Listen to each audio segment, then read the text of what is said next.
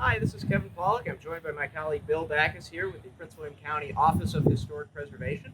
We're standing here at Ben Lomond Historic Site in front of what was historically known as the Ben Lomond Caretaker's House. You can see part of the building behind us. It's really a two-section building, but we're standing in front of what we believe is the older section of the building itself.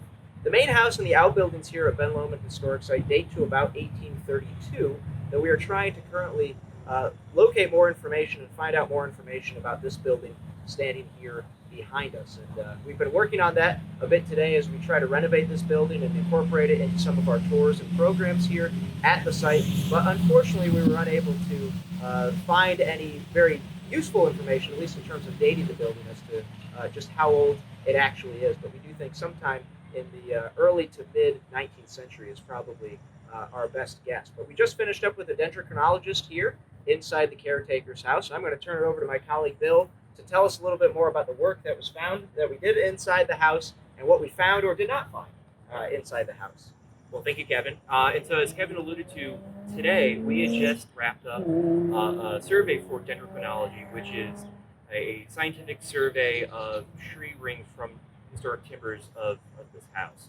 Now, Dendrochronology is part of the toolbox that historic preservationists have to help date structures.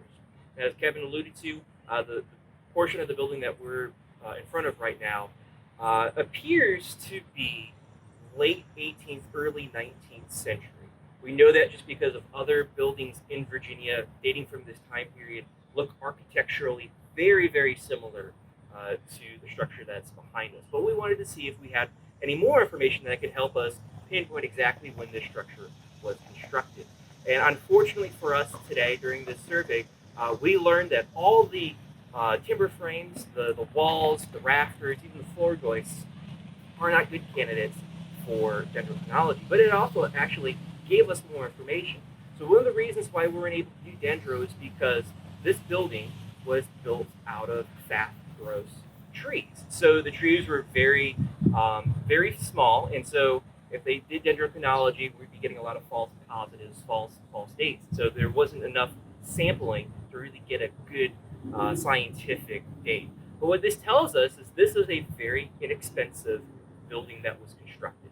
Basically, the builders went out and they just found the trees from the right dimensions, cut those down, and almost immediately put those into the frame of the structure. They did very little preparatory work to get this framing all set. So there are some hand-hewn sections, so we know that this building was hand-hewn, so we know at least it predates the Civil War. So we know it's before 1860, but exactly when, unfortunately, we don't know. But again, the results of this survey does give us some information of potentially when the structure is constructed, because these are small trees. So when you're thinking about tree growth in this part of Virginia, when the Carter family acquires this property in the 1800s, this is old growth timber. So trees that are very large in girth because they haven't been agriculturally in use, so the trees are not cut down.